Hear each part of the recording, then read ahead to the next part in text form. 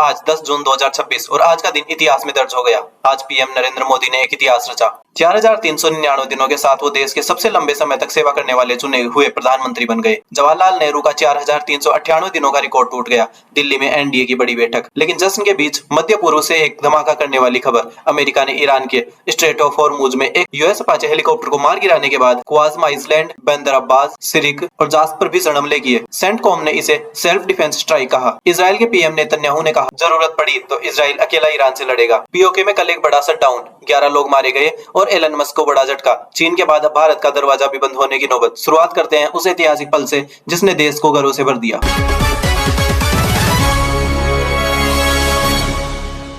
आज 10 जून 2026 भारतीय राजनीति में एक स्वर्णिम पृष्ठ जुड़ गया। पीएम नरेंद्र मोदी ने आज 4399 दिन पूरे करते हुए देश के सबसे लंबे समय तक सेवा देने वाले इलेक्टेड पीएम बन गए। उन्होंने पंडित जवाहरलाल नेहरू के 4398 दिनों का रिकॉर्ड तोड़ दिया। यह माइलस्टोन बेहद खास इसलिए भी है। नेहरू ने इंडिपेंडेंसी से पहले 1947 से इंटरिम गवर्नमेंट लीड की थी। उनके कुल 6130 दिन थे, लेकिन पहले जनरल इलेक्शन के बाद इलेक्टेड लीडर के रूप में 4398 दिन। मोदी ने 26 मई 2014 को पहली बार शपथ ली और आज वो 4399 दिन पूरे कर चुके हैं। यानी यह रिकॉर्ड सिर्फ पीएम के रूप में नहीं बल्कि जनता के वोट से चुने हुए नेता के रूप में सबसे लंबे कार्यकाल का है। आज दोपहर 3 बजे भारत मंडपम न्यू दिल्ली में एनडीए पार्लियामेंट्री पार्टी की बड़ी बैठक हुई। इसमें 22 एनडीए गवर्नड स्टेट के चीफ मिनिस्टर और डिप्टी चीफ मिनिस्टर भी शामिल हुए।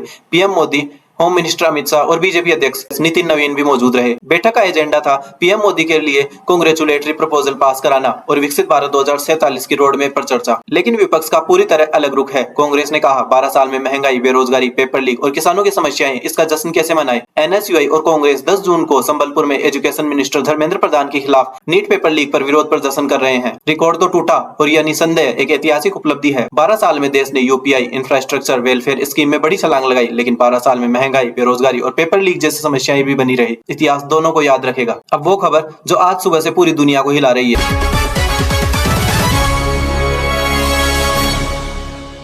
अमेरिका ने ईरान पर नए हमले किए। क्वाज्म आइसलैंड, बंदर अब्बास, सिरिक और जैस में धमाके सुने गए। यह यूएस अपाचे हेलीकॉप्टर का स्ट्रेट ऑफ हॉर्मुज में ईरान द्वारा मार गिराने के बाद जवाबी कार्रवाई थी। यूएस सेंटकॉम ने कहा अटैक 5 PM यूएस टाइम पर शुरू हुआ और रात 1 बजे तक चला। सेंटकॉम ने इसे सेल्फ डिफेंस स्ट्राइक और proportional response to unjustified Iranian aggression बताया। हाउस स्पीकर माइक जॉनसन ने कहा उन्हें स्ट्राइक से पहले सूचना दी गई थी। उन्होंने इन्हें प्रोपोर्शनल एंड लिमिटेड बताया। ईरानियन रडार, मिसाइल और कमांड एंड कंट्रोल साइट को निशाना बनाया गया। ईरान की स्टेट ब्रॉडकास्ट IRIB ने कंफर्म किया बंदार अब्बास, सिरिक, जैस्क और क्वाज्म आइसलैंड पर एक्सप्लोजन हुए। बैमानी डिस्ट्रिक्ट में 2 वाटर रिजर्वोयर्स भी तबाह हुए, जिससे ड्रिंकिंग वाटर सप्लाई भी प्रभावित हुई। ईरान के आर्म्ड फोर्स ने कहा हम ऑनगोइंग एनिमी एग्रेशन का जवाब दे रहे हैं। ईरान ने हेवियर रिस्पॉन्स की चेतावनी दी। इजराइल के पीएम नेतन्याहू ने कैबिनेट मीटिंग में कहा जरूरत पड़ी तो इजराइल अकेला ईरान से लड़ेगा। IDF के स्टैंड लोन वार विनिंग स्ट्रेटजी बनाने के निर्देश दिए। भारत पर असर। ब्रेंट क्रूड आज $94 प्रति बैरल तक पहुंच गया है। स्ट्रेट ऑफ हॉर्मुज फिर से टेंशन में है। भारत का 50% से अधिक ऑयल इसी रूट से आता है। पेट्रोल, डीजल, LPG सब पर असर पड़ेगा। फॉरेन मिनिस्टर जयशंकर ने कहा हम सिचुएशन पर कड़ी नजर रखे हुए हैं। मिडिल ईस्ट में फंसे इंडियन नेशनलिस्ट की सेफ्टी को लेकर MEA ने हेल्पलाइन जारी की। यह युद्ध अब 100 दिन से ज्यादा हो चुका है। हर बार जब शांति की उम्मीद जगती है, एक नया हमला सब बर्बाद कर देता है। अपाचे हेलीकॉप्टर को गिराया जाना एक टर्निंग पॉइंट है। अब सवाल है क्या ट्रंप यहाँ रुकेंगे या यह जंग और बड़ी होगी।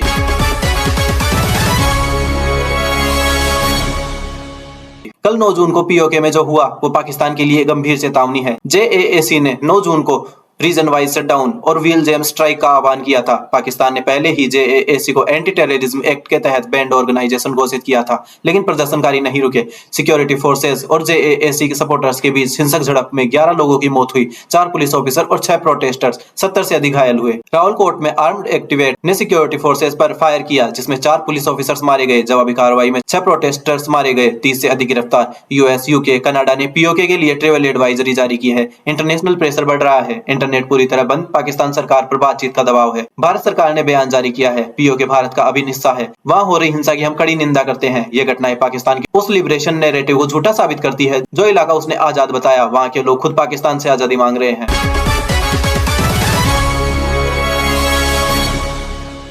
अब एक ऐसी खबर जो टेक और बिजनेस दोनों की दुनिया हिला रही है। एलन मस्क की एक्स ने कहा, इंडिया गवर्नमेंट ने उसे 8,000 से अधिक अकाउंट्स को ब्लॉक करने के ऑर्डर दिए हैं। साथ में वार्निंग भी, अगर कॉम्प्ली नहीं किया तो लोकल एक्स स्टाफ को सिग्निफिकेंट फाइन और इम्प्रिजमेंट का सामना करना पड़ेगा। एक्स की ग्लोबल गवर्नमेंट अफेयर्स टीम ने कहा, in most cases Indian government ने स्पेसिफाई नहीं किया कि किस पोस्ट ने लॉ वायोलेट किया। सिग्निफिकेंट नंबर ऑफ अकाउंट्स के लिए कोई एविडेंस या जस्टिफिकेशन नहीं दी गई। एक्स ने अकाउंट को इंडिया में रिस्ट्रिक्ट करना शुरू कर दिया।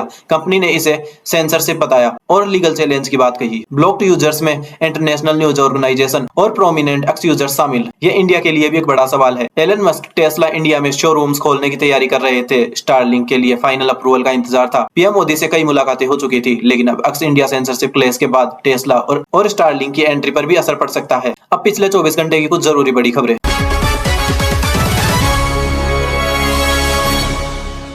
खानसर केस में नया अपडेट। पटना कोर्ट ने खानसर की एंटी पेट्रेस रिपेल पेट्रेशन पर ऑर्डर रिजर्व रखा है। फायर सेफ्टी नोटिस के 15 दिन शुरू। अगली हायरिंग की तारीख तय होगी। NEET protest. कांग्रेस और एनएसयूआई आज संबलपुर में एजुकेशन मिनिस्टर के खिलाफ विरोध प्रदर्शन कर रहे हैं। नीट पेपर लीक के आरोपों पर इस्तीफे की मांग। Monsoon update.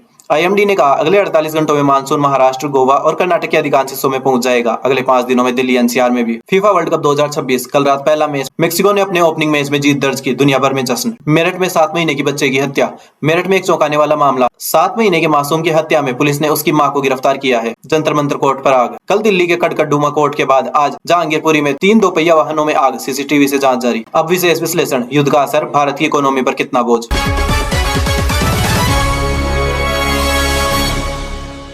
आज यूएस ईरान युद्ध का एक नया अध्याय शुरू हुआ और हर नए मामले के साथ भारत की इकोनॉमी पर बोझ बढ़ता जा रहा है। भारत दुनिया की तीसरी सबसे बड़ी ऑयल इंपोर्टर है। 50% से अधिक ऑयल मिडिल ईस्ट से आता है। ब्रेंट क्रूड आज $94। साल की शुरुआत में $70 था, यानी 34% की वृद्धि। इसी वजह से एलपीजी 913 से 942 हुई। पेट्रोल डीजल में भी 7.50 रुपए महंगा हुआ। रुपया भी प्रेशर में डॉलर के मुकाबले 87.40 पर। आरबीआई ने इसीलिए रेपो रेट नहीं घटाई, क्योंकि ऑयल महंगा हुआ तो इन्फ्लेशन बढ़ेगी। अगर यह युद्ध लंबा चला तो इंडिया की ग्रोथ रेट पर 0.5% से 1% का असर पड़ सकता है, यानी आम आदमी की जेब पर और बोझ। शांति सिर्फ मिडिल ईस्ट के लिए नहीं, भारत के लिए भी जरूरी है। आज का दिन एक रिकॉर्ड का, एक युद्ध का, एक बगावत का और एक नई जंग का। पीएम मोदी का रिकॉर्ड देश को गर्व देता है, लेकिन मिडिल ईस्ट की आग हर भारतीय के घर तक एलपीजी, पेट्रोल और बढ़ती महंगाई के रूप में पहुंच रही है। हम इन सभी खबरों पर आपको हर अपडेट देते रहेंगे। तब तक के लिए देखते रहिए, सुरक्षित रहिए। जय हिंद, जय भारत।